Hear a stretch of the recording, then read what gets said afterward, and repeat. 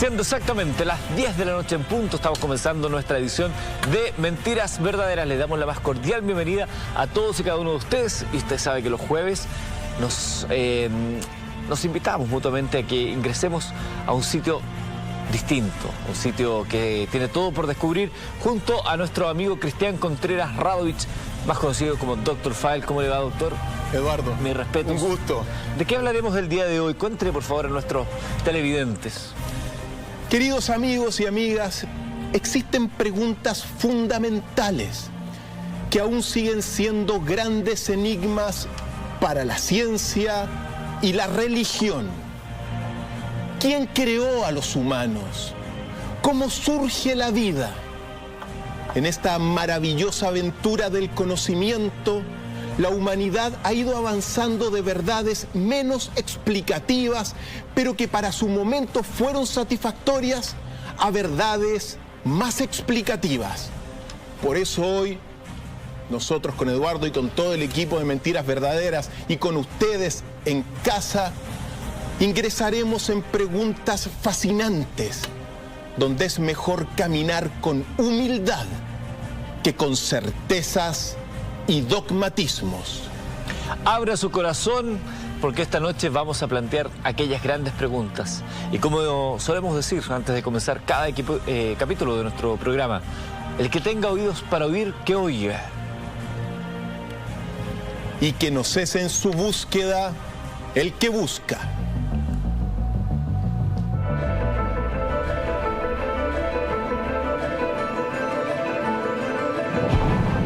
La religión y la ciencia al banquillo. Dos teorías, dos mundos contrapuestos que durante siglos han cuestionado el real origen del universo y del hombre. Por un lado, la Iglesia Católica como el artífice de los conocimientos adjudicados a una divinidad, y por el otro, la ciencia, que a través de la razón explica muchas interrogantes del universo. El libro sagrado de la Iglesia Católica, la Biblia, ¿es realmente un texto original creado por Dios o un simple plagio de las tablillas sumerias de las civilizaciones mesopotámicas? ¿Fueron los sumerios los primeros en plasmar por escrito los relatos de Dios y de los hombres? A comienzos del siglo XVII, astrólogos y científicos como Copérnico y Galileo fueron sometidos a juicio público tras plantear descubrimientos contrapuestos en las creencias religiosas comunes. Una nueva forma de pensar inició el gran cuestionamiento de la religión versus la ciencia. La idea de Aristóteles de que la Tierra era el centro de todo no concordaba con la experiencia cotidiana, sino también, y como no podía ser de otra forma, con la Biblia. La idea de que el Sol era el centro de todo fue catalogada de estúpida, absurda en filosofía y formalmente herética por contradecir la Sagrada Escritura.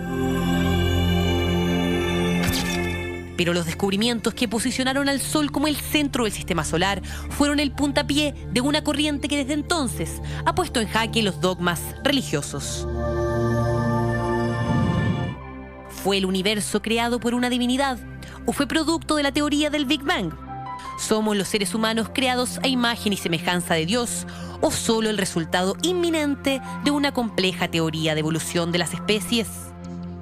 ¿Cómo surge la vida, la tierra, los mares y la vegetación? ¿Es la religión suficiente para explicar cómo concebimos el mundo? ¿Puede la ciencia revelar por sí sola el desarrollo del universo al punto en que Dios acabe por no existir? ¿Tú, con cuál de estas dos versiones te identificas?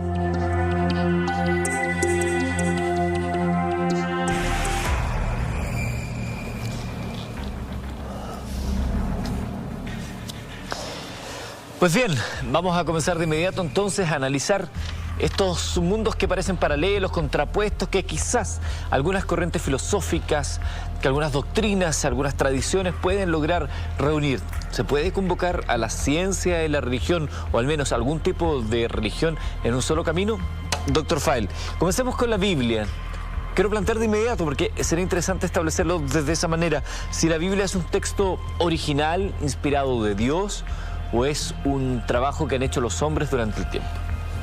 Mira, original significa que no ha sido copiado de ningún lado, que es un texto auténtico y legítimo y que, como te decía, no ha recibido falsificaciones, ni engaños, ni ha recibido copias, ni es copia de nada. Eso significa ser original. Ahora bien, uno tiene que ir recordando este texto y hacer un pequeño estudio muy breve de lo que significa la Biblia. La Biblia es la fuente de fe de más de 5.000 iglesias de base cristiana. Más de 800 millones de personas tienen depositada su fe en este libro que toco aquí con mis manos. Es el corazón de la cultura occidental, en gran medida, de la religión occidental. Es un libro que contiene mucha sabiduría, que contiene también enseñanzas y revelaciones. Como todos saben, está compuesto de dos grandes partes, el Viejo Testamento, el Antiguo Testamento, que tiene alrededor de 51 libros, y el Nuevo Testamento, que tiene 26 libros, aunque hay discusiones sobre cuántos libros tienen uno y cuántos libros tienen otro.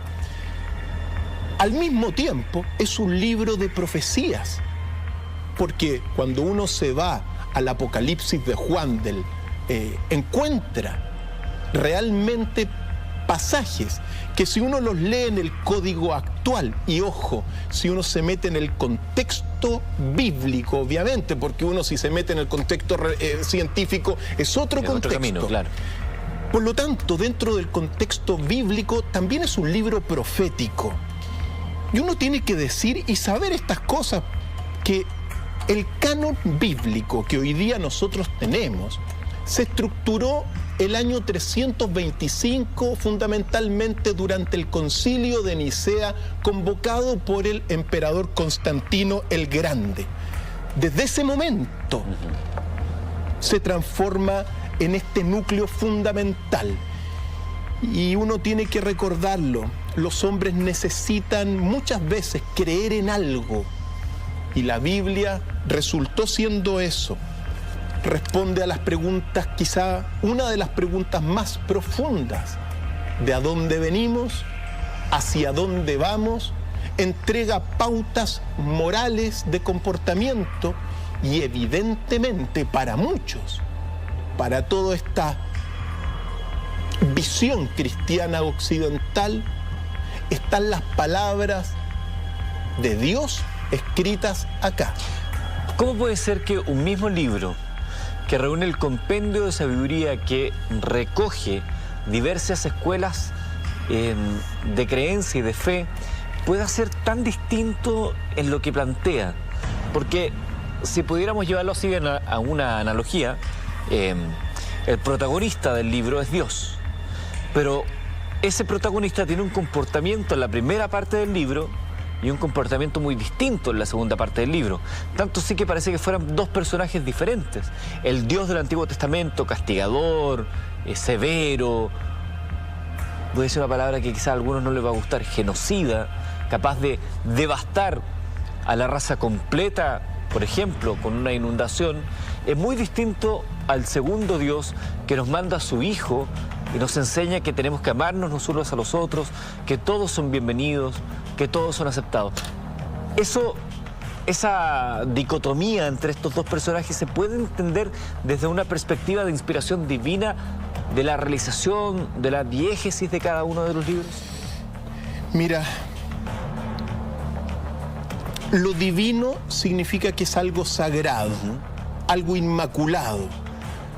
¿Qué es divino hoy en día? Uno puede decir que lo eterno es divino. Si una ley del universo es eterna, uno podría decir que las leyes del universo son divinas y son sagradas. Pero es distinto lo que ocurre realmente en este texto, que es lo que tenemos que ir analizando.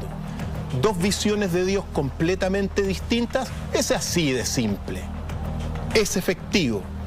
Ahora, el núcleo, porque claro, el judaísmo está radicado en el Antiguo Testamento, el cristianismo en ambos textos, en el Antiguo y en el Nuevo Testamento. Pero para el cristiano, el núcleo de ser cristiano es la creencia de la encarnación de Dios durante un momento histórico en el cuerpo de Jesús. Por lo tanto, para el Concilio de Nicea y la creencia posterior, Dios pasa a ser Jesús. Entonces son complicaciones dentro de este texto que para el creyente, mira, uno tiene que hacer la distinción también entre lo que es el creyente. El creyente no cuestiona nada.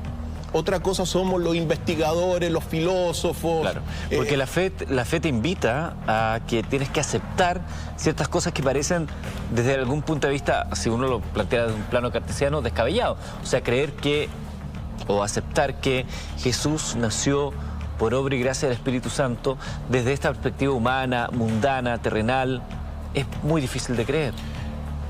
Es difícil de entender. De aceptar.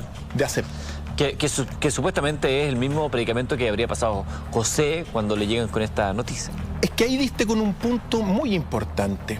¿Qué es lo que sucede con este texto? Como decía, ojo, un texto muy importante también, Eduardo, comenzado a escribir en el siglo VII a VIII antes de Cristo. O sea, 800 años antes de que llegara Jesús, que entendemos que es el año cero. Sí, 800 años, digamos, es en el 750, comenzó la redacción del genio bíblico, hasta el año 110 después de Cristo, ese es el lapsus. Pero tú dijiste una cosa, ¿qué es lo que sucede? Con el paso del tiempo, muchos dicen que uno para poder leer el libro tiene que y entender el libro e interpretar el libro, tiene que recibir el Espíritu Santo.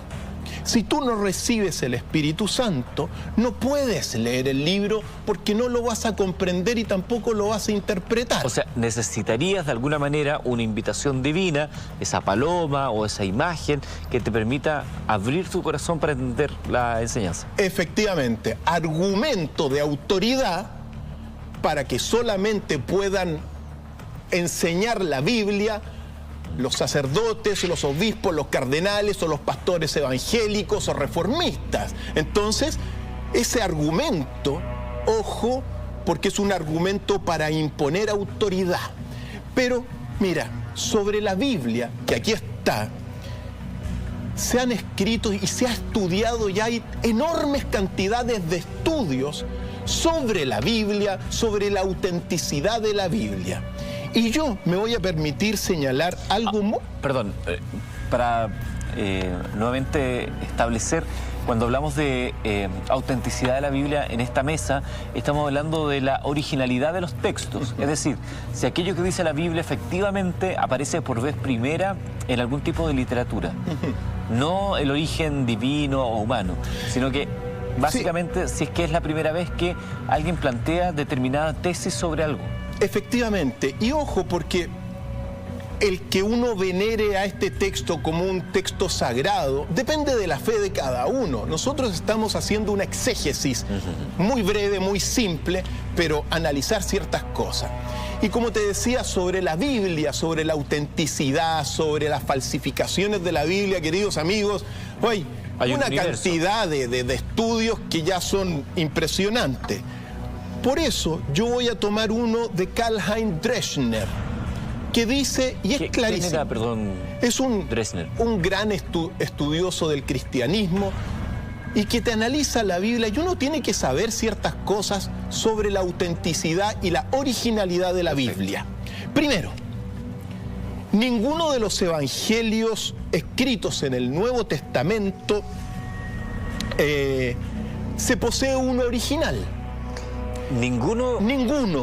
Ni siquiera la copia del original. Solamente son copias de las copias de los textos de los evangelistas. Correcto. Primer elemento fundamental. Recordemos que durante aquellos tiempos y aquellos siglos, todo se transcribía y se reproducía a mano. Por lo tanto, según Karlheinz Deschner, cito textualmente, las falsificaciones eran más sencillas de hacer y al copiar podían hacerse en cualquier momento cambios en el texto, introducir párrafos, hacer supresiones o incluso complementos. Y de hecho, los copistas de la Biblia, es decir, el genio bíblico, el genio que escribe la Biblia, los redactores y los glosadores, intervinieron constantemente, se suprimió a voluntad, se amplió, se reordenó, se acortó la Biblia, se uniformó, se pulió, se armonizó y parafraseó.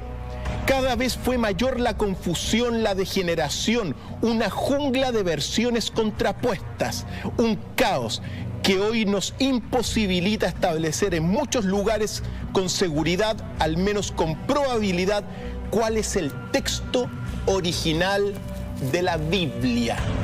Por lo tanto, evidentemente, esto es lo que sucede. Y en consecuencia, uno tiene que decir que hoy día la Biblia, al menos en su examen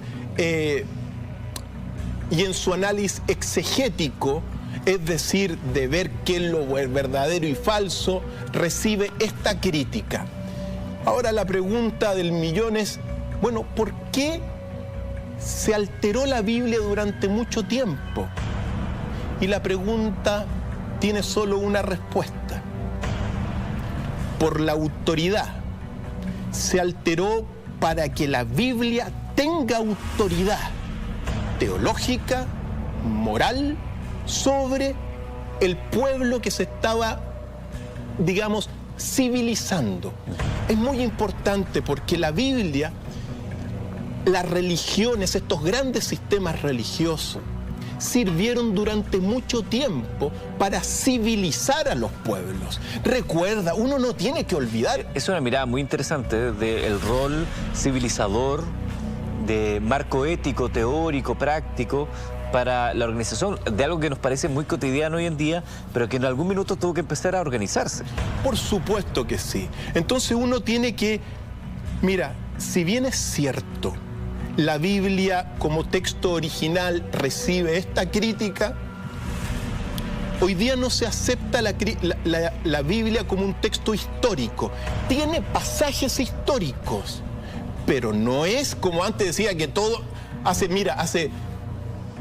principios del siglo XX se decía que lo que aparecía en la Biblia había ocurrido 100% todo real. Que es lo que dicen los creacionistas, por lo menos. Los creacionistas. Eso no se sostiene, pero hay pasajes históricos dentro de un género. El género es legendario.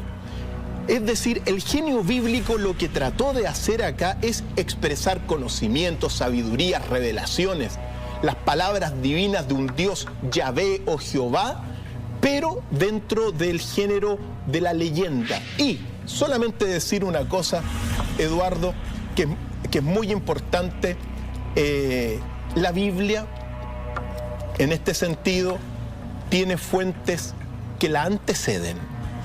Es muy interesante ese punto, doctor Fall, Cristian. Hay fuentes que la anteceden. ¿Cuánto de la cultura mesopotámica? ¿Cuánto de las tablillas sumerias? ¿Cuánto hay en la Biblia que ya estuvo antes? ¿Y en qué minuto? Y aquí lo cruzamos definitivamente con el gran tema del día de hoy. ¿En qué minuto la Biblia se cruza con las grandes preguntas de la ciencia? ¿Y cuándo empieza esta disyuntiva, esta dialéctica entre dos mundos? ¿Lo resolvemos o empezamos a resolver al comienzo del siguiente bloque acá en Mentiras Verdaderas? Una pausa y ya regresamos.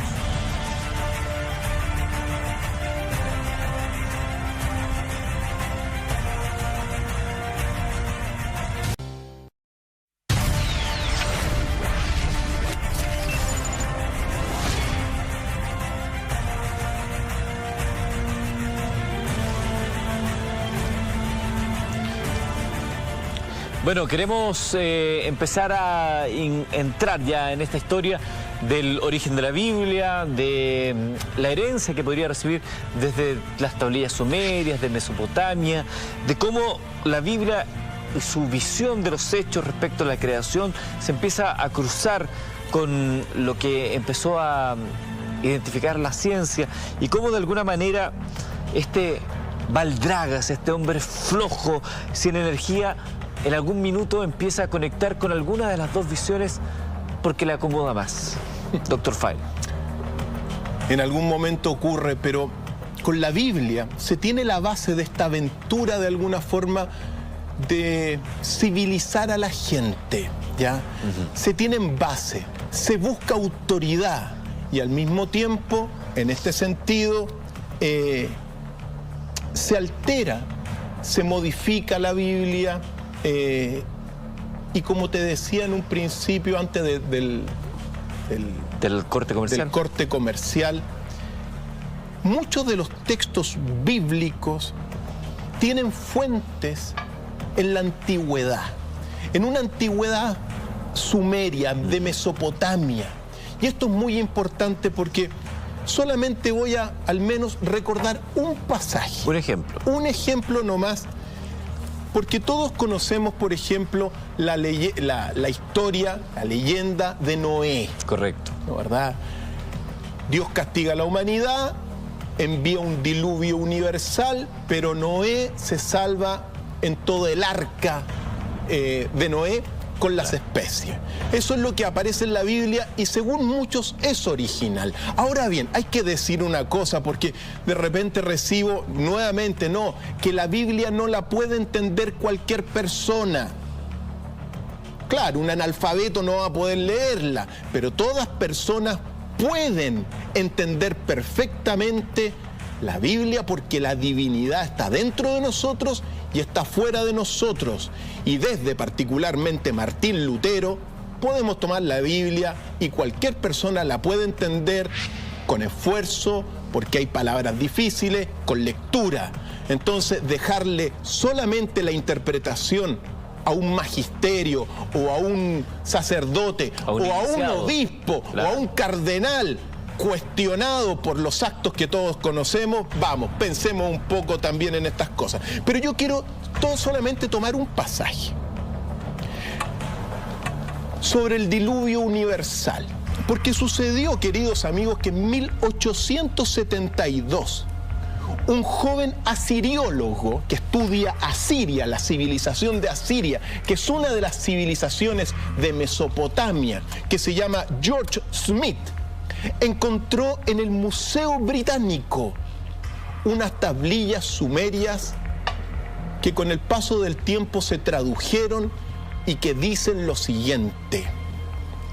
Esta es la epopeya de Gilgamesh. Gilgamesh fue un rey de Uruk. Uruk es una ciudad antigua de Mesopotamia, la ciudad de Uruk, donde Gilgamesh era rey. Y Gilgamesh va en búsqueda, según esta tablilla, de la inmortalidad. Y en esta búsqueda se encuentra con Utanapishtim, así se llama. Utanapishtim es el Noé original, el Noé babilónico. ¿De cuántos años antes estamos hablando? Estamos hablando de 2900 años antes de Cristo. 2900 años, o sea, mucho más que lo que conocemos como de la era cristiana. Por supuesto que sí. Okay. Y si nosotros pensamos que la Biblia, el genio bíblico comenzó a redactar el Antiguo Testamento en torno del 750 a.C., claro, toma tradiciones que son sumerias correspondientes al 2900 a.C. y dice el texto lo siguiente, y son pequeños pasajes, pero siempre es bueno recordarlo, lo que dice la tablilla sumeria, y aquí estamos viendo algunas imágenes que nos recuerdan a este Utanapishtim, el Noé de Babilonia de hace 3000 años antes de Cristo. ¿Es la misma historia? Es la misma historia. Y que antes de leer eso, es bien especial entender que muchas tradiciones, incluso amerindias, hablan de una inundación y de una salvación, de una persona señalada para salvar la especie. Bien curioso eso. Por supuesto que sí. ¿Qué dice esta tablilla antiquísima? Cuando los dioses, esto es traducción, cuando los dioses habitaban en Churupac, Churupac es una ciudad de Mesopotamia, decidieron exterminar a la humanidad ahogándola en una inmensa inundación. Pero el dios Ea tuvo piedad de él, de Utanapishtim, y hablándole a través de las paredes de su choza de cañas, le dio la orden de destruir su casa y construir un gran barco y embarcar a todas las especies vivientes. Hasta ahí vamos igual. Exactamente lo mismo. Pasó ahí, se construyó el barco de 7 puentes estaba listo para acogerlo junto a sus riquezas, su familia, sus obreros y así como al ganado y animales salvajes. Me salto, con el primer resplandor del día, una nube negra se elevó por encima del horizonte, anunciando la más terrible tempestad de viento, lluvia, rayos, truenos que jamás haya conocido el hombre. ¿Te suena conocido? Totalmente. Los diques se rompieron, la tierra quedó sumida en las tinieblas e incluso los propios dioses se asustaron y se refugiaron en el cielo de Anu. Los dioses se agazaparon como los perros, puestos en cuclillas contra la muralla, etcétera, etcétera. Pasaron 7 días y 7 noches durante las cuales el viento sopló y la tempestad barrió la tierra. El 7º día se calmaron los elementos, Utanapishtim abrió el portillo y también lloró. Toda la humanidad se había convertido en arcilla y del paisaje tan liso como un plato únicamente emergía el monte Nisir. Vamos a seguir analizando este tema, es interesante, pero antes te quiero contar algo que es muy importante. Ojo. Para aliviar los molestos síntomas de la gripe y el resfrío, toma este invierno Oscillococcinum. Estudios han demostrado que después del tratamiento con Oscillococcinum disminuye de forma notoria la fiebre, el dolor de cabeza, los dolores musculares. Todo esto gracias a su origen natural. Oscillococcinum trata los síntomas de la gripe de toda la familia. Busca un aliado natural para este invierno y toma Oscillococcinum. Te lo recordamos acá en Mentiras Verdaderas.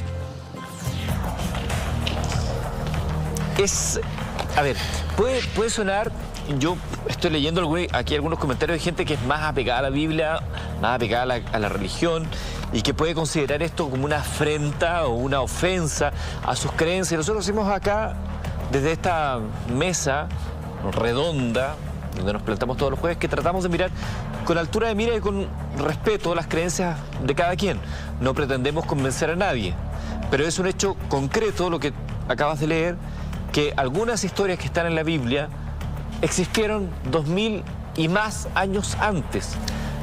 Porque yo te planteaba la primera pregunta, ¿qué tan original era la Biblia? Las historias ahí consideradas, ¿qué tan creativas, nuevas, novedosas, distintas, diferentes eran respecto a textos antiguos? Y aquí tenemos un ejemplo, de una tradición que se venía relatando en diversas culturas. Por supuesto que sí. Y a todos los amigos en casa y aquellos que son, digamos, más apegados, bueno, no vean el programa simplemente, pero uno tiene que decir la verdad y no encerrarse en dogmatismos ni en fanatismos. Sí, hay que caminar con humildad en esto. Exacto. No ver estas miradas como un ataque, sino que como una posibilidad de diálogo y de encuentro quizás a diversas posturas, porque si nos vamos a tomar todo tan literal en la vida, vamos a terminar siempre discutiendo. Aquí lo importante es entender que cada quien tiene el legítimo derecho a tener su propia visión, pero nosotros tenemos acá la obligación de plantear sobre la mesa miradas distintas. Este episodio se llama La Biblia, la religión versus la ciencia, y estamos partiendo por este antecedente de qué tan original podría ser la Biblia para llegar a este primer cruce entre los descubrimientos científicos, es decir, lo que la curiosidad del ser humano ha ido desarrollando y descubriendo, versus lo que durante muchos años se señaló como hechos fácticos, concretos, no libres de interpretación, sino que tenían que ser aceptados como tal. Por supuesto.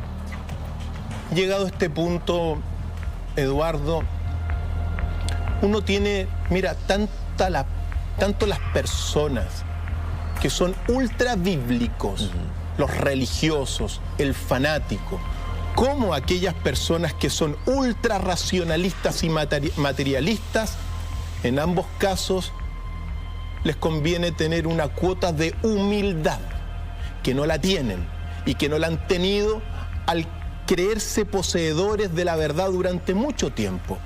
Pero aquí está el punto de partida, este análisis de la Biblia. Ojo, con las tablillas sumerias, oye, están las tablillas publicadas, lean la epopeya de Gilgamesh, el Noé babilónico, donde está el rey Gilgamesh con Udanapishtim, y ahí van a estar los orígenes. Es uno de los pasajes originales de la Biblia. Por lo tanto, en este sentido, si una obra original es cuando no es copia ni tampoco deriva de otras fuentes.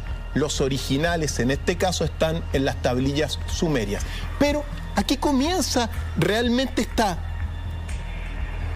gran pugna que ha habido durante siglos entre la ciencia y la religión. ¿Pero en qué minutos se cruzan? ¿En qué era? ¿Será en el medioevo que empiezan las primeras discusiones respecto a lo que... Porque ya se había hecho un avance, un desarrollo de la creatividad y de la investigación humana. ¿Ahí empiezan ya a verse estos primeros cruces? Mira, cruces han habido desde antes de Cristo, ¿ya? En el sentido de que siempre han habido posturas filosóficas profundas y otras posturas que responden a creencias. Claro. Eso siempre ha existido. Pero uno se tiene que remontar primero al antecedente de la Edad Media. La Edad Media o escolástica, que va del siglo IX de nuestra era hasta el siglo XIV, Edad Media o escolástica, donde aparece este hombre de fe, a estas personas que no les gusta que le cuestionen la Biblia, donde aparece el ideal de santo como el gran ideal de una cultura occidental que iba tomando cuerpo. Uno se tiene que detener en eso porque esa es la antesala del conflicto. ¿Y qué es lo que sucedió? Durante la Edad Media, durante este periodo escolástico en Europa, los religiosos comenzaron a tener mucho poder porque eran los únicos que escribían y leían. Entonces pasaron a ser administradores del mismo imperio de Carlomagno y después de los imperios de Occidente. Por lo tanto, el hombre de fe, el hombre bíblico, el que leía y tenía los conocimientos, comenzó a adquirir demasiado poder. Y como suele suceder, el poder corrompe y el poder absoluto corrompe absolutamente. Hasta que se llega hasta el siglo XIV. En el siglo XIV se da una síntesis del conocimiento con una serie de autores que son los nominalistas. Los nominalistas que van a cuestionar, son franciscanos nominalistas de segunda generación que ingresan a las primeras universidades y que van a formar un pensamiento que va a dar nacimiento a un nuevo hombre, al hombre del Renacimiento. Este pensamiento, dicen en palabras muy sencillas para todo el mundo, ver para creer. Es decir, Santo Tomás. Durante muchísimo tiempo, este hombre medieval adquirió poder, administró los estados, pero también se fue corrompiendo. Piensa tú la Inquisición, argumentos de fe, etc. Es en el momento donde va a aparecer este hombre nuevo, el hombre del Renacimiento, representado, por ejemplo, por Leonardo da Vinci, por Galileo Galilei, por Copérnico. Estos hombres nuevos lo que van a buscar es un conocimiento que pueda ser comprobado por la experiencia. Y va a comenzar en ese momento quizá el gran conflicto entre la ciencia y la religión, el gran conflicto entre la fe y la ciencia, entre el conocimiento deductivo de la religión y de los santos y el conocimiento inductivo de la ciencia. Ahí comienza este gran conflicto con el hombre que veíamos en nuestra pantalla, Leonardo da Vinci. Qué interesante este punto al que empezamos a ingresar, estimados televidentes, porque para todos aquellos que nos ven y que dicen sentir un carácter humanista en sus corazones, cuando se empieza a dar esta discusión, muchos hombres murieron por defender ideas que hoy son plenamente compartidas por todos y que consideramos la base y como nadie se las cuestiona. Pero hubo muchos que, por tratar de presentar nuevos modelos de creencia, nuevos paradigmas de la existencia, terminaron o en la hoguera, o ahorcados, o salvajemente asesinados. Por eso no es menor este punto, porque nos instala en un martirio de nosotros como seres dentro de una existencia. Por eso hablamos siempre de abrir nuestro corazón para no entender a aquel que piensa distinto como un enemigo, sino que una persona que tiene un punto de vista distinto a nosotros.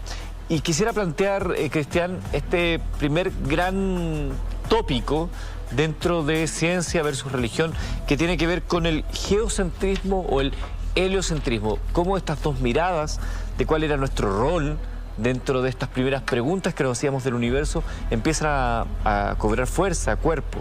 Claro, durante toda la Edad Media, hasta ese siglo XIV, XV y sobre todo XVI, bueno, el mundo y todo el pensamiento bíblico, por cierto, es decir, de los santos, de la Iglesia, pensaba en el geocentrismo.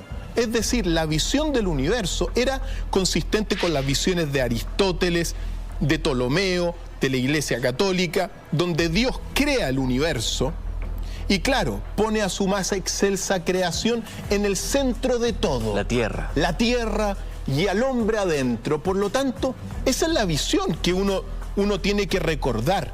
El planeta Tierra como centro de todo y que estaba todo giraba quieto en torno a él. Y que no se movía. Muy importante, porque pensemos que es una visión que tenía más de 1000 años.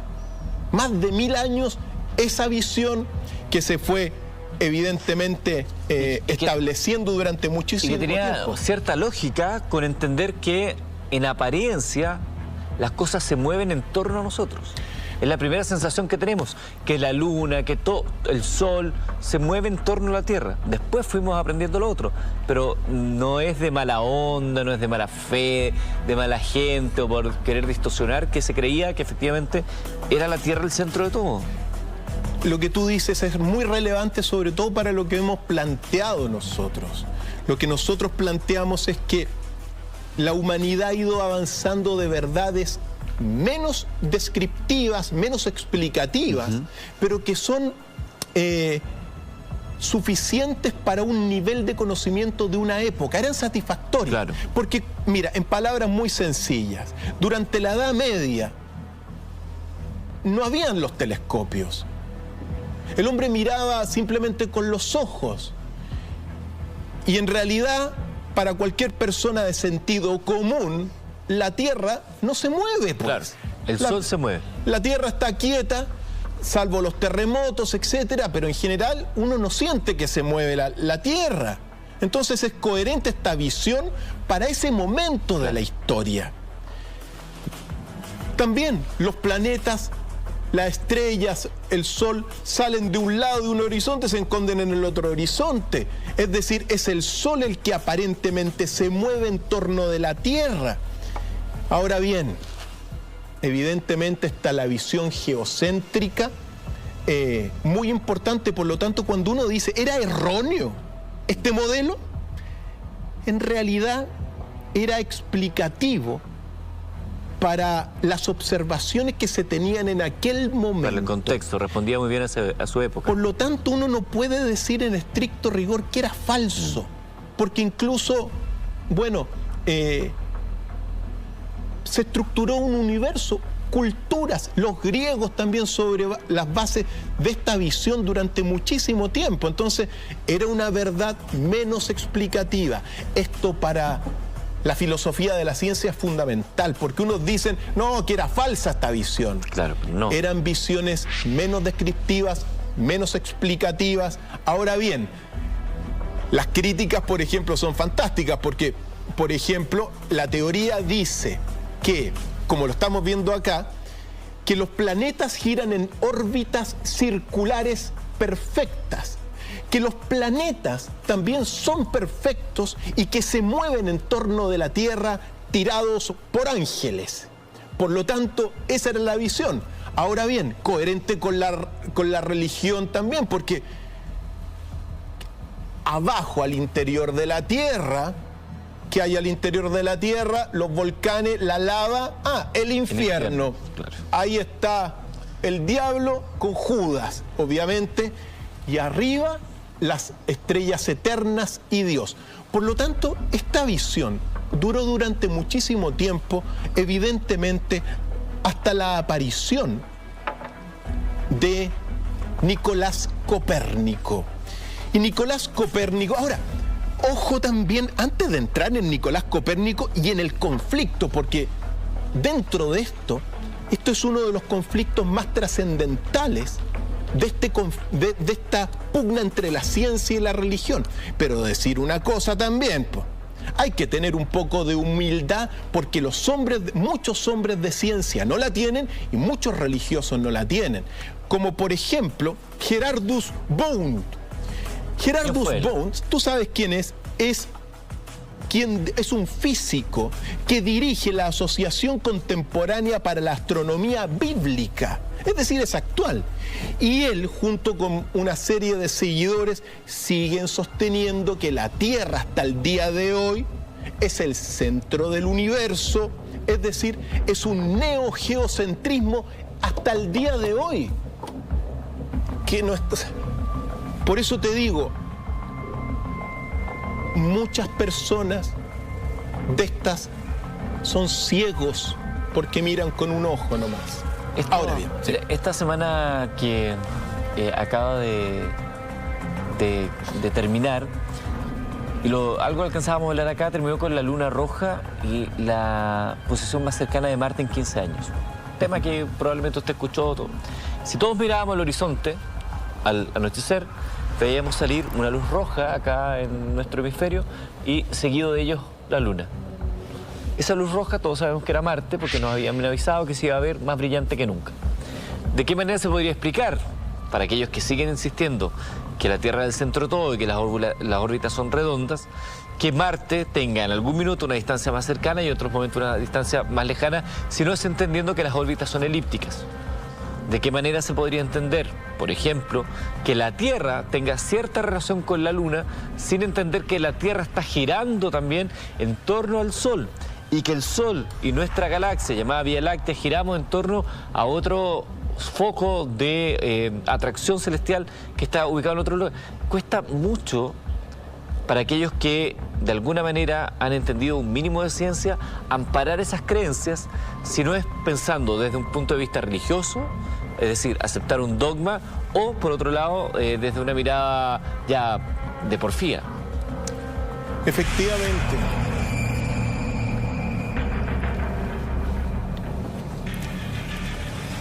Efectivamente, amigos,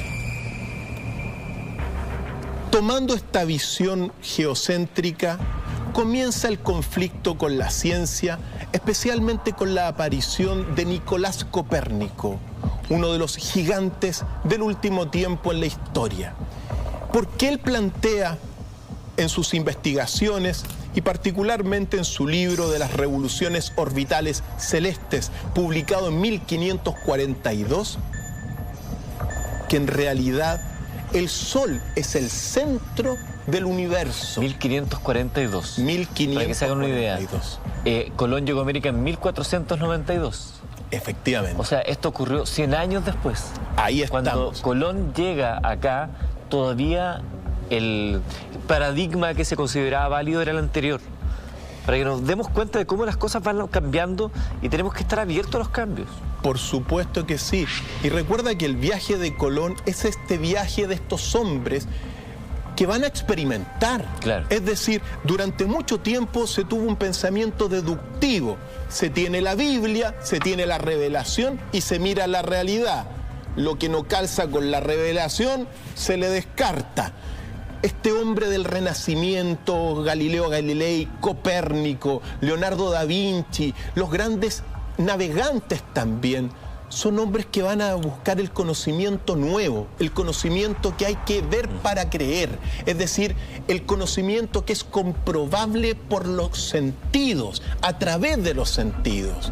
Entonces, aparece Copérnico, y Copérnico, claro, plantea este nuevo modelo heliocéntrico en base a sus observaciones, no en base a lo que le habían contado en la Biblia. Y claro, él en realidad no lo divulga, sino que 100 años después, quien lo divulga sobre todo es Galileo Galilei, otro emblema de este hombre universal.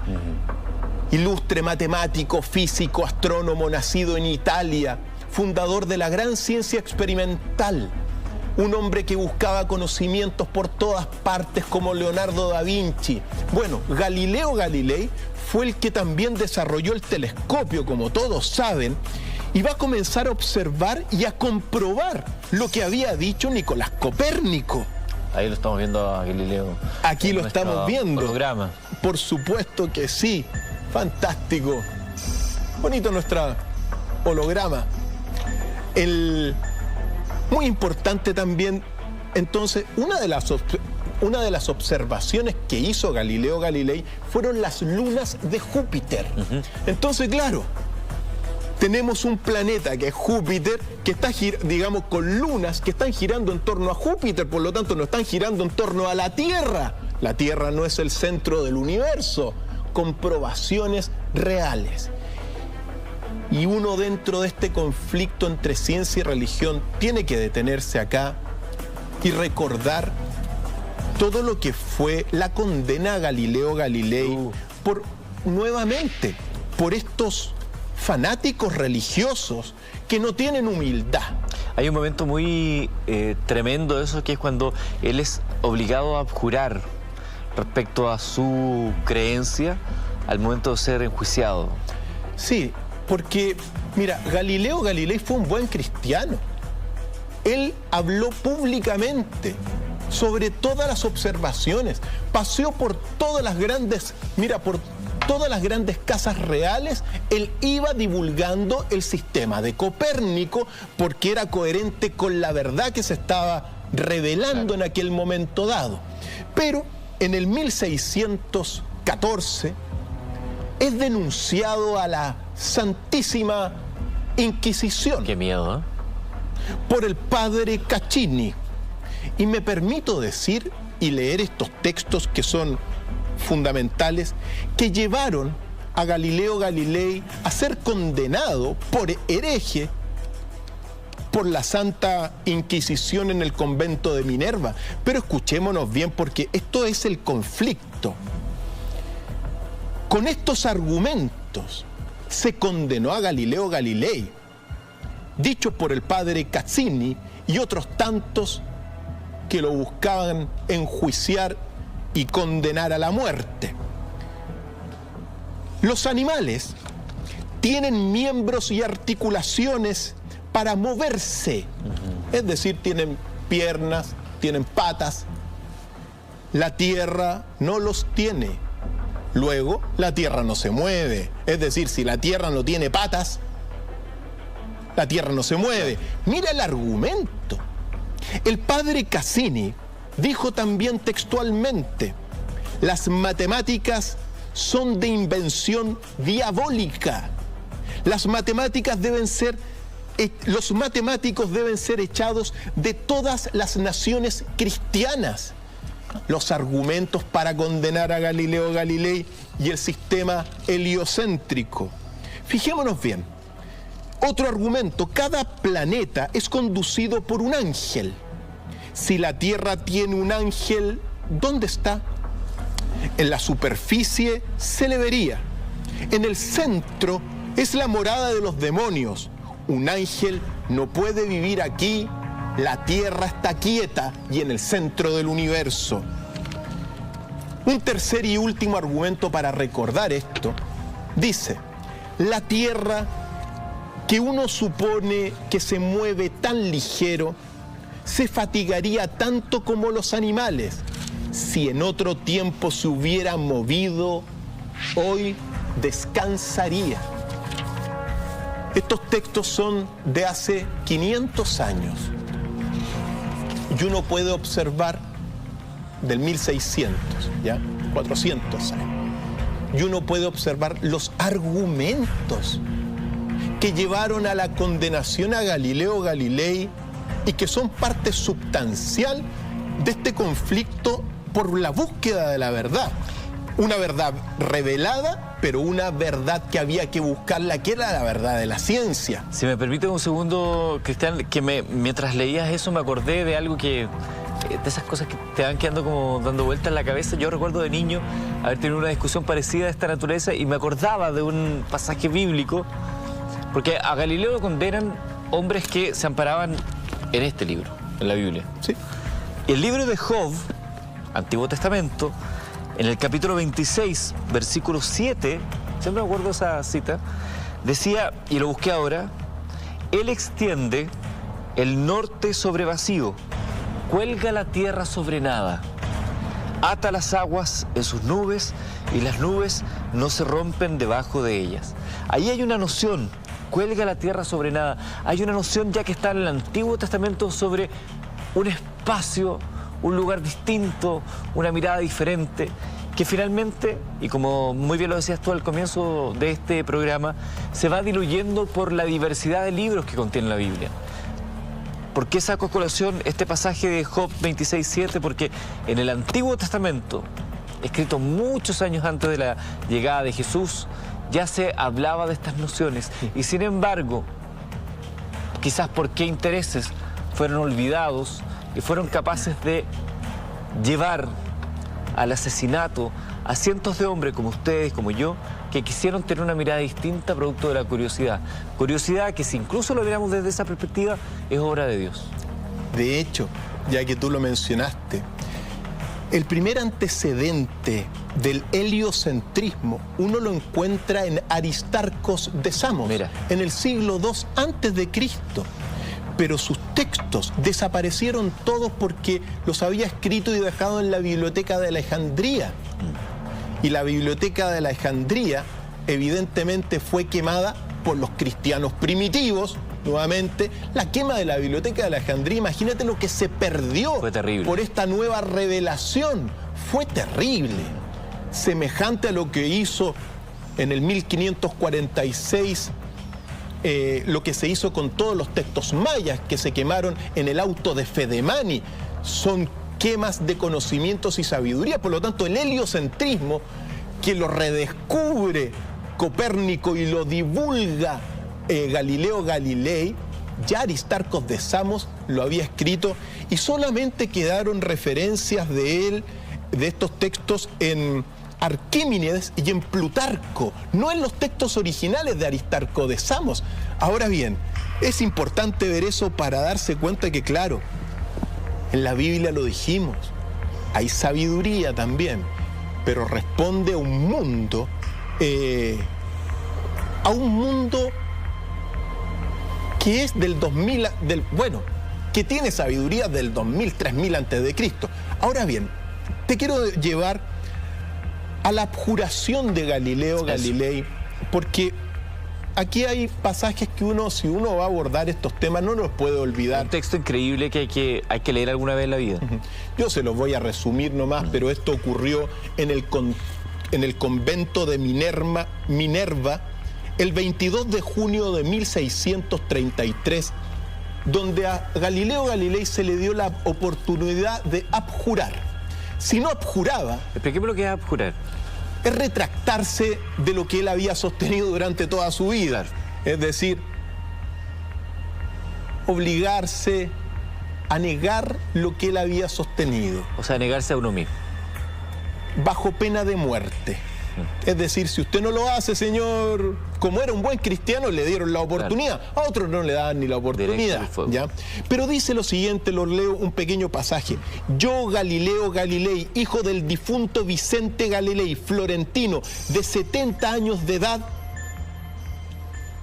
juro que he creído siempre y que creo actualmente y que con la ayuda de Dios creeré siempre todo lo que sostiene, reconoce y enseña la Santa Iglesia Católica, Apostólica y Romana.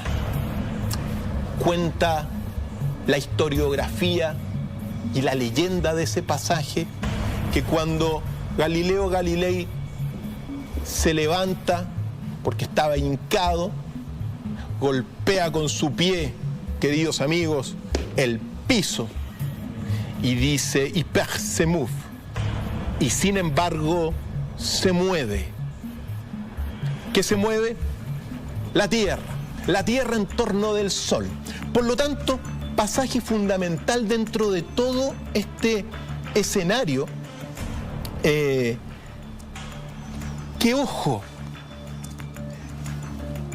es verdad que hasta el día de hoy, como lo decía, hay personas de la Asociación Contemporánea para la Astronomía Bíblica que siguen sosteniendo que la Tierra que no se mueve, que es el centro del universo. Bueno, hay de todo, pues. O sea, hay de todo. Lo que tú quieres creer, hay hoy en día. Cristian, dentro de la bibliografía que tú nos ofreciste antes del capítulo, Cristian siempre nos manda una serie de bibliografías para que nos preparemos para el capítulo. Me llamó la atención algo que avanzamos días atrás, que tenía que ver con las creencias mayas y lo que era Hunahpu, que también tenía que ver un poco con este Dios y esta mirada maya de un hecho que también otras escuelas filosóficas y de ciencia han logrado establecer. Fantástico, no hay que olvidarlo. ¿Por qué? Porque claro, tenemos el geocentrismo, verdad menos explicativa de un momento. Después aparece el heliocentrismo de Copérnico y Galileo, verdad explicativa para un momento, porque después aparece Kepler, dice que las órbitas son elípticas, pero hoy día, con la visión de la ciencia actual y con la visión del conocimiento que se tiene, tenemos un nuevo modelo en gran medida del universo cercano, de nuestro universo isla, que es en realidad un modelo lacteocéntrico. Lacteocéntrico. Lacteocéntrico, es decir, en realidad nosotros, el Sol, nuestro sistema solar, gira en torno del centro galáctico donde los mayas dicen que se encuentra el Hunahpu. Esta imagen simbólica, el huevo también, la biunidad. Por lo tanto, ojo, para esta visión, hoy día estamos en un momento de síntesis, porque claro, recopilamos todos estos avances, geocentrismo, heliocentrismo, pero hoy día tenemos un lacteocentrismo en el sentido de que en realidad todo el sistema solar gira en torno del centro galáctico, donde se ha descubierto que existe un agujero negro, Sagittarius A. Ese agujero negro es un campo gravitatorio. Y ojo acá, para la ciencia no conoce la naturaleza de los agujeros negros. La relatividad general que explica la fuerza de gravedad, esta fuerza que hace caer las cosas, en la singularidad de un agujero negro, efectivamente, tiene un gran signo de interrogación. Lo que uno sabe de los agujeros negros, lo que se dice, claro, es una singularidad, la curvatura infinita del espacio-tiempo. El horizonte de eventos. Por supuesto que sí. Un lugar con tanta fuerza de gravedad que prácticamente nada sale, aunque ahora se ha descubierto que hay algunas emisiones de este centro galáctico, de los agujeros negros, pero que constituyen, por supuesto, pero que constituyen las más poderosas fuentes de fuerza de gravedad del universo. Y la fuerza de gravedad del universo es la fuerza más importante a gran escala. Las fuerzas importantes a pequeña escala es la electromagnética, la nuclear fuerte y la nuclear débil. Pero a gran escala, la gran fuerza que domina es la fuerza de gravedad, que está en el centro de la galaxia por atraída por este agujero negro. Pues bien, Perdón, ahí, si alguien quisiera ver la película Interestelar, se hace cargo un poco de estas dudas respecto a lo que son las fuerzas gravitatorias y de qué manera se podrían pasar a otras dimensiones para establecer algún tipo de contacto. Y hay una serie de fantasías respecto a una visita a través de un agujero negro, a otras posibilidades de Tierra. la ciencia no sabe la naturaleza exacta de lo que ocurra al interior de los agujeros negros. Por eso, ahora, en este momento, humildad para la ciencia también. ¿Por qué? Porque no se puede escapar de un agujero negro, por lo tanto, cualquier experiencia dentro del agujero, más allá del horizonte de posibilidades, sería imposible de ser contada. Efectivamente. Y se dice también que los agujeros negros, dentro de los agujeros negros o dentro de estas singularidades del espacio-tiempo, como el mismo Big Bang. El Big Bang es una singularidad. Es decir, esta curvatura infinita del espacio-tiempo, bueno, las leyes se pueden reordenar al azar. Es decir, son espacios donde la divinidad puede tener un lugar. Por eso, bajo la visión actual que uno tiene primero de la galaxia, uno está realmente en un modelo de gran síntesis entre el avance científico y ese misterioso centro galáctico al cual todos nosotros estamos conectados. Por eso, las fuerzas que uno tiene que leer, como lo leíamos durante el calendario maya de la semana pasada, la fuerza del Sol es muy importante, la fuerza de la Luna es muy importante y la fuerza del centro galáctico. Todos vamos hacia el centro galáctico, de una u otra forma estamos amarrados a este único Dios dador del movimiento que se expresa en la forma de una biunidad y que los antiguos mayas llamaron una Q y que uno puede simbolizarla En el huevo cósmico. con el huevo cósmico, con la biunidad sagrada. Estamos escuchando de fondo de la música de Interestelar de Hans Zimmer, esa película que tiene un poema muy potente de Dylan Thomas que dice: no entres dócilmente en esa noche. Pero nosotros sí queremos meternos en esa noche con frialdad y con fuerza. Y quiero plantear la siguiente pregunta, Cristian. Estamos hablando de la cruz entre la ciencia y la religión. Desde estas perspectivas, ¿cómo podemos explicar cómo surge la luz y cómo surge el cielo como principios etéreos de aquello que nos convoca en cuanto a humanidad?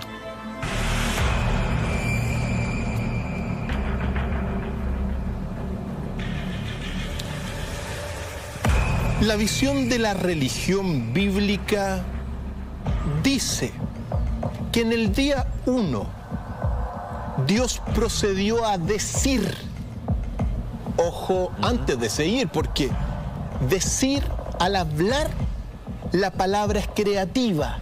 Dios crea bajo la Biblia con la palabra. Y dijo en el día 1, llegue a haber luz. Entonces llegó a haber luz. Después hizo una división entre la oscuridad y la luz. Y Dios empezó a llamar a la luz día y a la oscuridad noche. Esa es la explicación de la Biblia, querido Eduardo y queridos amigos. Así de simple, muy importante. Dios crea en todo caso con la palabra, ¿ya? Por lo tanto, el verbo es creador. Y en el segundo día de esta creación, Dios dijo nuevamente, crea con la palabra. Un pequeño detalle. Llegue a haber una expansión y la llamó cielo.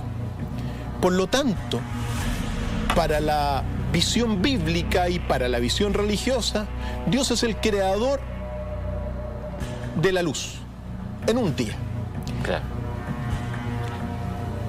Y ahí viene cómo la creó en un día y comienzan las discusiones. Es literal, o las es una interpretaciones, metáfora. ¿no? Que un día no eran un día, sino que eran 1000 días. Bueno, 1000 días, bueno, 1000 años, bueno, 1000 millones de años. Eso es lo que dice la Biblia. Y uno se tiene que remontar a eso sobre esta gran pregunta, que es cómo surge la luz y el cielo, ¿ok? ¿Qué podemos decir nosotros? La ciencia tiene otra visión. Cuando uno ve estos textos, evidentemente, con el conocimiento que uno tiene, por ejemplo, siempre uno tiene que reflexionar estas cosas. El hombre actual tiene tanto conocimiento y sabiduría en sus manos como nunca antes. Tener hoy día un celular en la mano equivale hace 2000 años a tener la biblioteca de Alejandría en las manos. Por lo tanto, se sabe mucho hoy en día, y cuando uno lee estos pasajes, bueno, el hombre de fe va a creer y no va a cuestionar. Pero el hombre de fe es eso. El hombre de fe no cuestiona nada. El hombre de fe tiene la obligación de cumplir lo que dice la iglesia y no cuestionarlo, ¿ya? Yo le voy a cuestionar algo, doctor File, pero después de la pausa. Tenemos que hacer un breve alto, ya regresamos. Estamos hablando de la ciencia versus la religión, el día y la noche, las visiones encontradas, los puntos de vista que parece que han dividido a la humanidad durante eones. Al regreso acá, junto al doctor File.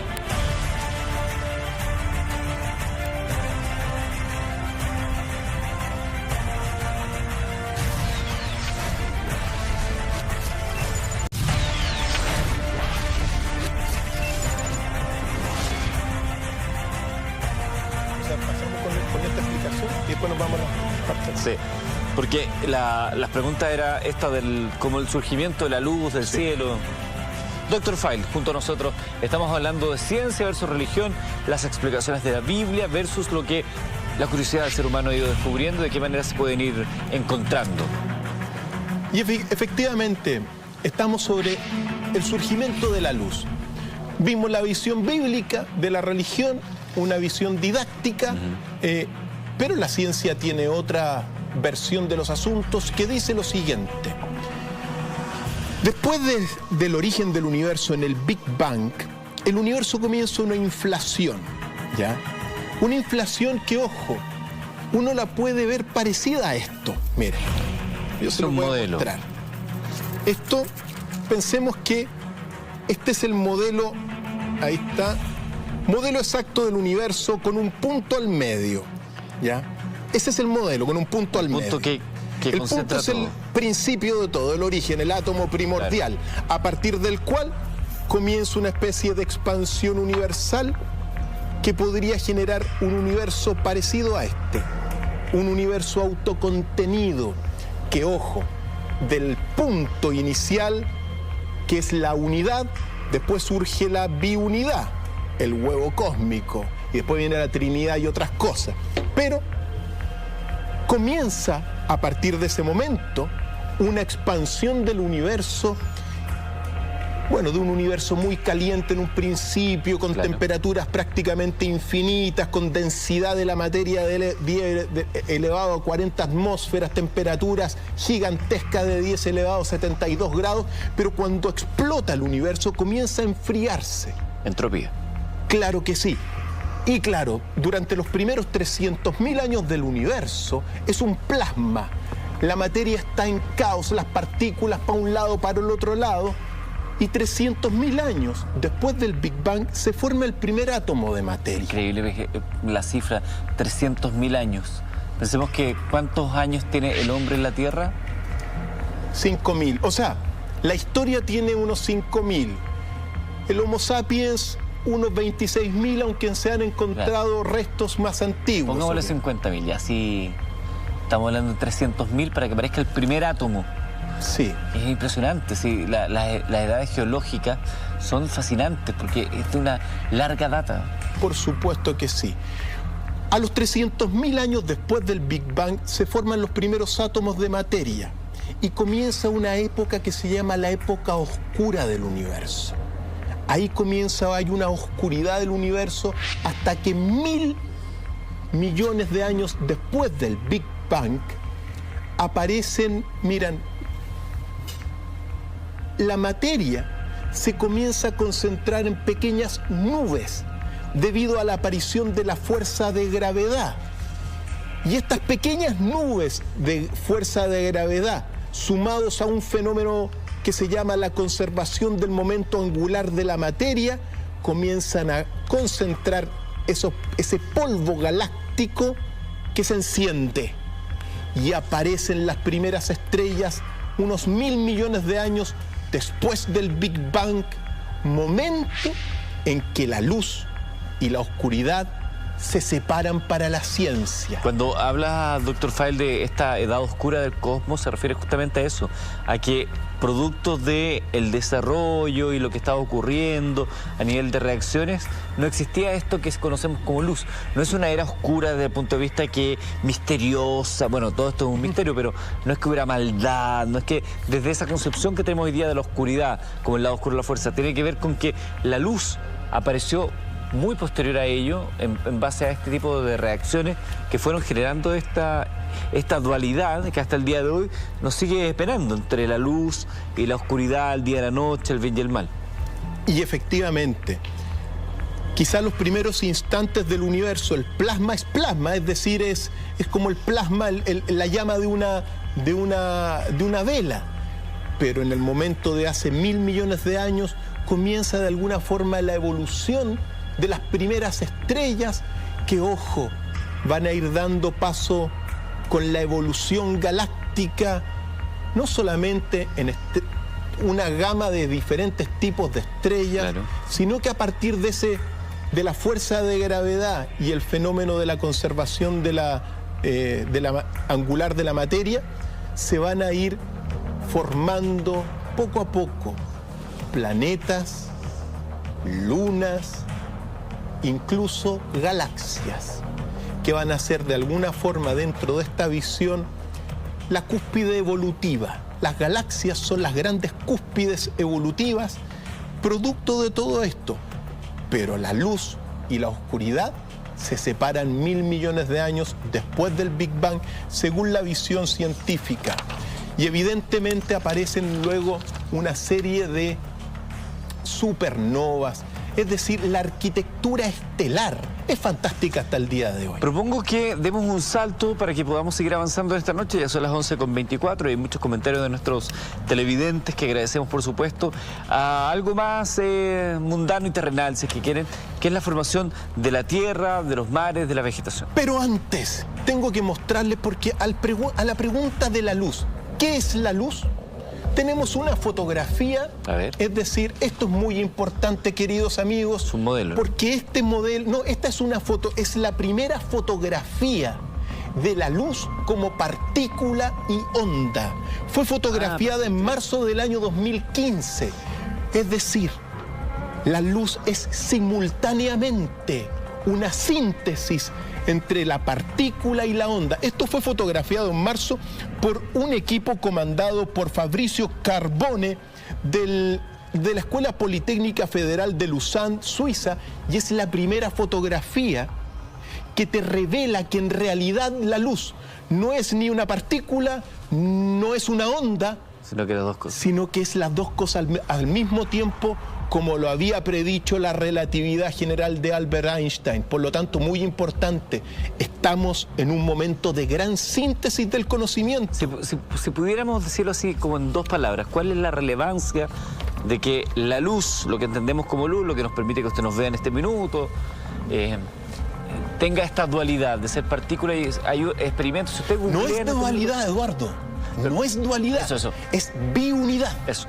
Si usted googlea los ejercicios y los experimentos que se hacen para entender la diferencia entre partícula y onda, hay unos ejercicios muy bonitos de dos agujeros en una placa y de cómo impactan sobre él ciertas ciertas radiaciones, lo podrá descubrir. Pero ¿por qué es tan importante esta biunidad para poder hacernos un nuevo paradigma sobre la ciencia? Te abre un paradigma nuevo, te supera la dualidad. Es decir, realmente nosotros no podemos ver ya el mundo entre una pugna dualista entre la fe y la razón, entre el conocimiento científico y el conocimiento humanista, porque hay realidades como la luz, que son dos cosas al mismo tiempo, científicamente probadas por la relatividad y fotografiadas en esta fantástica fotografía. Nos abre hacia la sabiduría, hacia un momento de síntesis. Hay un mundo que va a quedar atrás, querido Eduardo.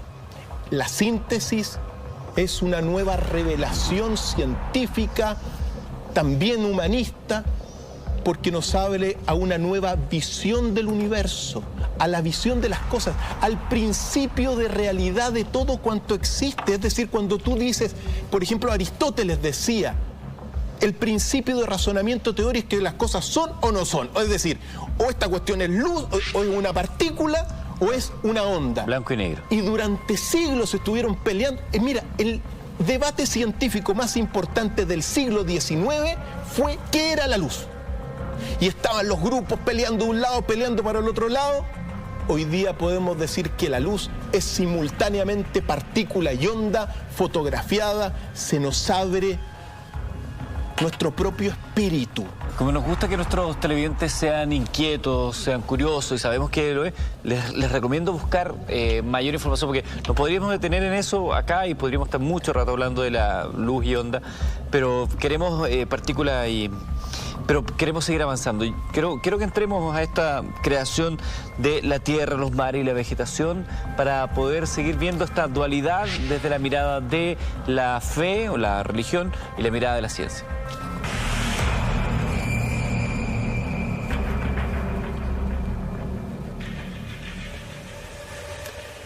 Para la religión, durante el día 3, Dios dijo que las aguas que están debajo de los cielos se reúnan en un mismo lugar y aparezca lo seco.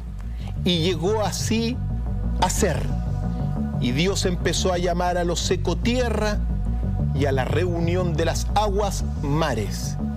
Y pasó a decir, haga brotar la tierra hierba, vegetación que dé semillas, árboles frutales que lleven frutos según sus géneros, y la tierra se llenó de vegetación y de frutas.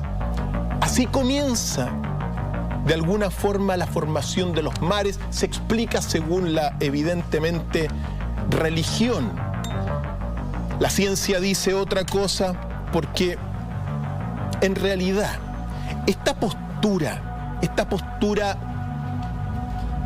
se sostuvo durante mucho tiempo, incluso hasta el siglo XVIII.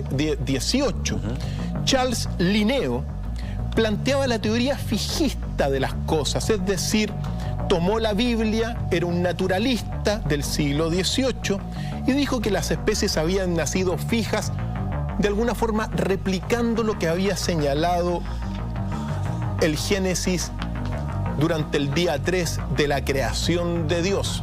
Eduardo.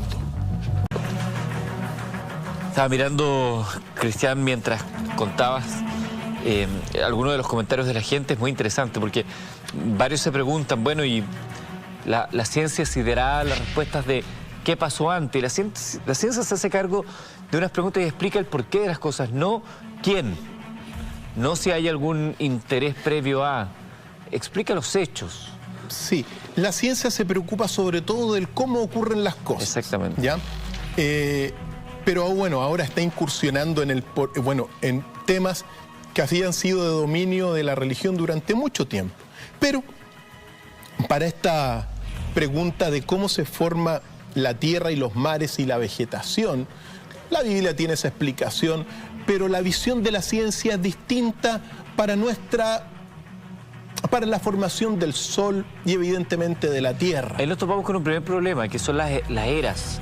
La cantidad, lo que se ha logrado determinar de edades geológicas en la Tierra versus los tiempos que señalan los creacionistas.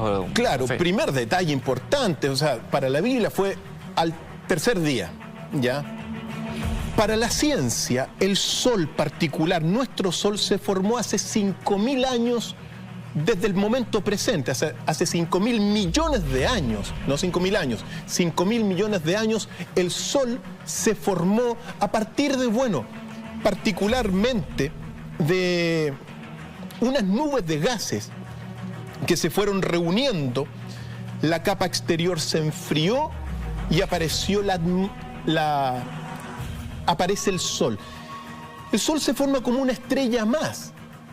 Pensemos que si el universo hoy día tiene 13.600 millones de años, el Sol se formó prácticamente pasando los 8.000 años después del Big Bang, 8.000 millones de años después del Big Bang, por esta concentración también de partículas, de gases que se van a ir calentando por la gravedad y la conservación del momento angular, se enciende el Sol.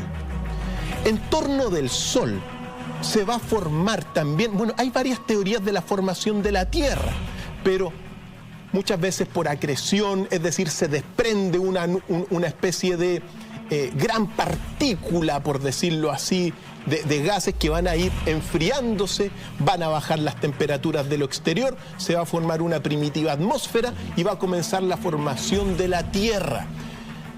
Y la Luna también se habría formado por lo que es una colisión galáctica entre la Tierra y un objeto muy grande que pasó tangencialmente, golpea la Tierra, y de ese golpe queda una especie, como aquí lo estamos viendo un poquito, queda y se va a ir formando la Luna. Así como el Sol tiene 5.000 millones de años, la Tierra tiene 4.600 millones de años, según los datos científicos y según, sobre todo, las teorías de las colisiones. La Luna es muy probable y posible que se haya formado por colisiones galácticas, que es relevante señalarlo, pero ahí comienzan, claro, la Luna es un capítulo aparte completo, porque es tan misteriosa la Luna. Primero, mira, lo fantástico de la Luna, entre tantas cosas como se va a ir formando, es muy grande y no tiene mucha densidad. Gira en torno del Sol, o sea, de la Tierra, cada 28 días, o sea, siempre nos muestra la misma cara. Es decir, la Luna que estamos viendo acá, y que por cierto estamos en el año de la Luna cósmica roja, es una circunferencia también que para los eclipses tapa exactamente la circunferencia solar. Es decir, la complejidad y el equilibrio que se da a nivel de las leyes de la naturaleza para la formación de la vida en la Tierra son únicos en ese sentido. Nos da como para un capítulo aparte de la Luna. Supuesto que sí. Por supuesto que sí. Pero en palabras muy sencillas, ahí está el punto. El punto es la formación de la Tierra, el Sol. Ojo, las escalas temporales no coinciden con la Biblia, y también las escalas temporales que tiene la ciencia son consistentes con las visiones del lejano oriente, como por ejemplo la visión Veda del universo. De la India, la visión de la India antigua, la visión de Krishna, es la única de los grandes sistemas religiosos que contienen las mismas visiones temporales o equivalentes a lo que la tiene la ciencia actual. Ya vamos a ingresar en algún momento dado en la maravilla que significa la India antigua, la madre de todas las civilizaciones y de las culturas. Ahí tenemos otro capítulo bien interesante, que es la India, las creencias que de ahí surgen, las religiones que surgen de la India y los conocimientos que los podríamos comparar perfectamente con avances científicos que fueron revelados mucho antes de la era cristiana.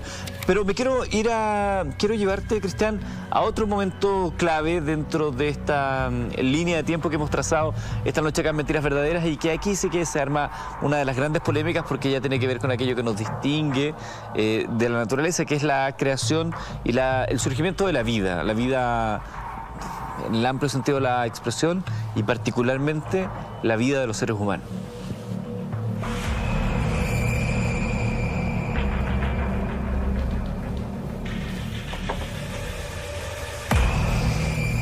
Día quinto, según la Biblia. Y Dios pasó a decir: produzcan las aguas seres vivientes y aves que vuelen en la tierra, en el firmamento de los cielos. Y creó Dios las grandes monstruos marinos y toda alma viviente que se mueve según sus géneros. Y vio que era bueno y los bendijo. Sean fructíferos y háganse muchos, y llenen las aguas en los mares, y multiplíquense las aves en la tierra. Eso es lo que dice la Biblia, ¿ya? Pero sobre el surgimiento de la vida, ¿qué dice la ciencia? Recordemos lo siguiente dentro de esta visión. El universo tiene 13.600 millones de años, ha pasado por el Big Bang original, vacío, la materia y la vida. La vida, según la ciencia, comenzó, como lo dice también la Biblia, en los mares. Hace 3.500 millones de años, mirando desde el presente, 10.100 millones de años mirando desde el mismo origen del universo. Por reacciones físico-químicas de baja probabilidad en la famosa teoría de la sopa primordial, bueno, una partícula sin vida, inerte, por estas reacciones, pensemos, volcanes submarinos, rayos que caen por un lado, erupciones volcánicas, terremotos, cuánta cosa. A una partícula se le ocurre desarrollar una capa que la aísla del entorno y se forman las primeras células procariotas. Las procariotas son las células sin núcleo. Pasan 1.000 millones de años y comienzan a aparecer las células con núcleo, que ya son las que uno más conoce hasta el día de hoy y que dan paso a una multiplicidad de formas vivientes. Por lo tanto, ¿sí? Pregunta, que aquí me voy a poner desde la otra mirada, desde el otro ángulo. Hay quienes dicen, ¿cómo es posible, cómo puede explicar la ciencia el paso desde fenómenos físicos y químicos a la biología? ¿Qué pasó entre medio? ¿Cómo algo que no tenía vida de pronto tiene vida? Claro, dan una explicación de reacciones, de la sopa primordial, pero ahí algunos dicen, aquí tiene que haber un soplo divino, aquí tiene que haber una intervención de un ente externo que le da ese espacio para convertir dos cosas blancas en una tercera que es negra. Muy importante. La ciencia, con el surgimiento de la vida, tiene que expresar la humildad, porque en realidad no lo explica. O sea, esta teoría nunca ha sido, no se ha podido reproducir una célula en laboratorio. Claro. Es una explicación. Se da como un hecho. Pero aquí la ciencia tiene que agachar el moño y, ojo, a uno le corresponde ponerle el límite a la ciencia. ¿Es un hecho que aparece una célula? Sí. Entre las figuras importantísimas que sostienen, bueno, la célula comienza una evolución que va de lo simple a lo complejo, y eso lo establece a grandes rasgos Charles Darwin. Charles Darwin, padre de la teoría de la evolución, dice lo siguiente, y es muy importante esto. Creo que los animales descienden a lo sumo de solo 4 a 5 progenitores y las plantas de un número igual o menor. Todos los organismos proceden de un origen común. Ese origen común es la célula. Y ojo, la célula en estos sentidos, aunque es inmensamente única, es algo indemostrable científicamente. No se puede repetir. Nadie ha creado una célula en laboratorio. Claro. Es simple en comparación de las formas de vida y las especies que van a ir dando paso en la Tierra durante 3.500 millones de años. Ahora bien, muy importante señalar un pequeño pasaje. La evolución para Darwin actúa por selección natural. Y esta selección natural, según las palabras de Darwin, obra solamente por y para el bien de cada ser. Todos los dones corporales e intelectuales tenderán a progresar hacia la perfección. Para Darwin, muy importante en su origen de las especies, la evolución tiene un sentido que es ir de lo simple a lo complejo y a la perfección, guiados por el proceso de selección natural que evidentemente ha sido modificada porque hoy día se habla de las saltaciones neutras de Moteo Kimura, pero la teoría de la evolución es un hecho de la ciencia. Las cosas se transforman, evolucionan, aunque no se haya podido reproducir evidentemente la primera célula y hayan muchos eslabones perdidos en unos 3.500 millones de años de evolución de la vida, Eduardo. Es fascinante este tema. Yo creo que a todos porque nos van surgiendo preguntas constantemente.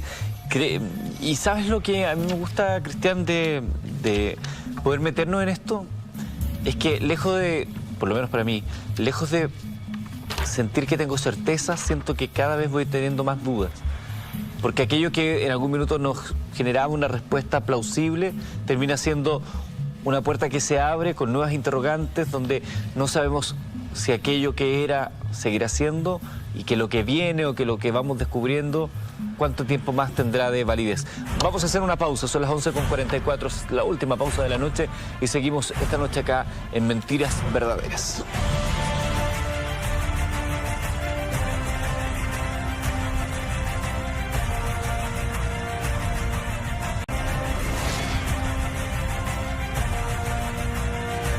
Señores, entra gentilmente a nuestra transmisión de Mentiras Verdaderas a través de la red y quiero revisar junto a ustedes y junto al Dr. File algunos de los comentarios que están llegando a través de nuestras redes sociales junto a nuestro hashtag DrFileMB y dice así.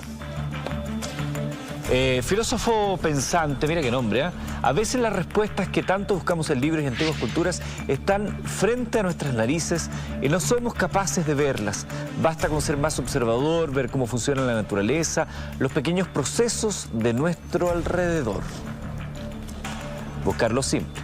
Soy yo, nos dice nuestro ciudadano, hashtag DrFileMB. Los hechos más simples aplastan el intelecto humano. El sol, la luna y las estrellas nos permiten medir el tiempo. Con el sol sabemos las horas, con la luna los meses y con las estrellas los años. Un reloj perfecto. Creer en esto es azar. Creer que esto es azar es no entender nada. Carlos Figueroa dice, la ciencia no puede explicar qué originó la gran explosión y quién dirigió la evolución de las especies. Por eso es importante que usted también tome en cuenta estas posiciones cristianas. Lo que decíamos nosotros, la ciencia no se hace cargo del por qué, es el cómo suceden las cosas.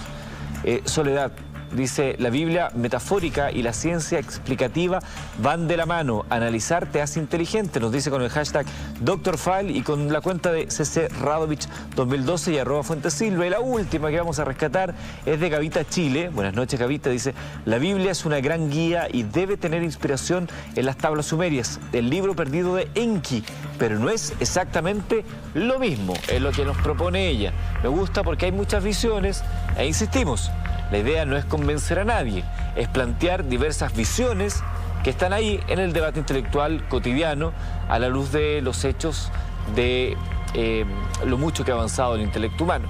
Para bien o para mal, usted decidirá. Cristian, ¿y qué pasa con el hombre? Porque hablábamos del surgimiento de la vida, pero ¿qué pasa con el hombre? La pregunta del millón. Exactamente, señor. ¿Quién creó al hombre? Y uno tiene que decir lo siguiente: en el sexto día, según la Biblia, Génesis 1, entonces Dios dijo: hagamos al hombre a nuestra imagen y según nuestra semejanza. Y el hombre fue creado macho y hembra. Por lo tanto, este Dios que habla en este pasaje del día sexto es un Dios macho y hembra. Es una biunidad en este sentido, no es un Dios Padre. Y después, en el Génesis 2, ahí dice, por eso hay dos creaciones, en realidad hay dos creaciones de hombre en la Biblia. Porque en el Génesis 2:7 dice: Dios formó al hombre del polvo de la tierra, sopló en su nariz el aliento de la vida y fue el hombre un ser viviente. Creó a Adán y después saca a Eva de la costilla. Esa es la explicación de la Biblia. Para la ciencia, el hombre es el resultado de una evolución que evidentemente parte de una célula simple, el Tiktaalik, por cierto, es un gran eslabón entre los peces. Expliquemos lo que es el Tiktaalik. El Tiktaalik es el primer animal que sale de las aguas y pasa a la tierra. Pero claro, eso hace muchos cientos de millones de años atrás. La evolución cercana del hombre en realidad comienza con los lemures, y a partir de los lemures aparecen, los Australopithecus, Afarensis, Lucy, los primeros homos, el hombre de Neandertal, el Homo erectus, el Homo habilis, hasta que hace unos 26.000 años, aunque hay registros anteriores, aparece el Homo sapiens. Aquí la ciencia también tiene que expresar algo de humildad, porque la aparición del Homo sapiens significa la aparición de la escritura y la aparición de la conciencia. La conciencia es otro gran enigma para la ciencia y también para la religión. Pero eso es lo que explica la ciencia. Es decir, en un momento dado aparece un hombre que tiene esto que se llama pensamiento, conocimiento y conciencia, ¿ya? Eslabón perdido, evidentemente, dentro de toda esta formación. Ahora bien, teniendo estas dos visiones muy rápidamente, uno se tiene que remontar también a lo que son las tablillas sumerias antiguas. Volvemos nuevamente ahí. Por supuesto que sí. A esa fuente. Porque en la Biblia se habla de que Dios creó al hombre con el soplo divino, en palabras bastante sencillas. Esa tradición bíblica está presente en las tablillas sumerias antiguas de la creación del Enuma Elish. El Enuma Elish es el poema de la creación de Sumeria antigua, es decir, 3.000 años antes de Cristo aproximadamente, y dice lo siguiente, y esto es muy relevante, porque según la tradición, la Biblia en gran medida tomó esta tradición original.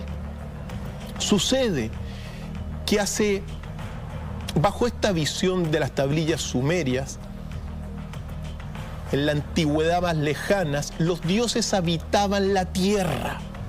Y hubo una revolución de dioses, hubo una guerra entre dioses comandada por el dios Kingu. Los dioses trabajaban la tierra para sacar oro y minerales, y le trabajaban a los dioses más poderosos, Anu, Enlil y Enki. Pues bien, hubo una rebelión y leo textualmente, queridos amigos, este pasaje. Fue Kingu el que tramó el combate y movió a la rebelión a Tiamat, y la batalla se granizó.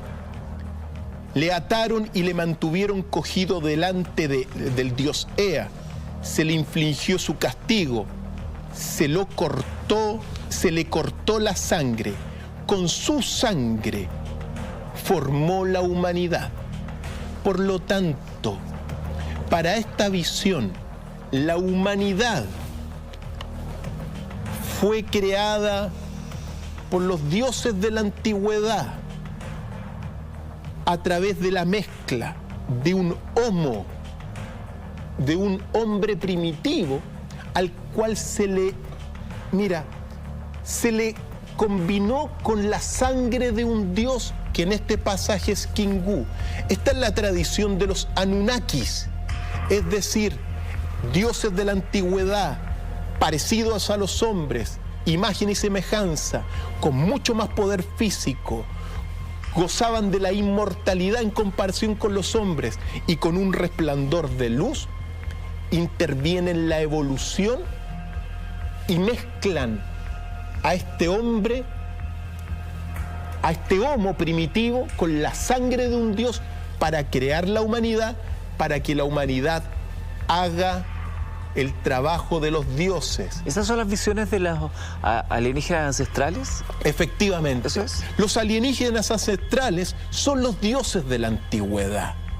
En otro pasaje, el dios que es sacrificado es el dios Hue, y con el dios Hue se mezcla y se crean 7 hombres y 7 mujeres que se van a multiplicar durante muchísimo tiempo. Para esta visión, la humanidad fue creada para servir y obedecer a los dioses de carne y hueso de la antigüedad, y para eso fue hecha según las tablillas sumerias.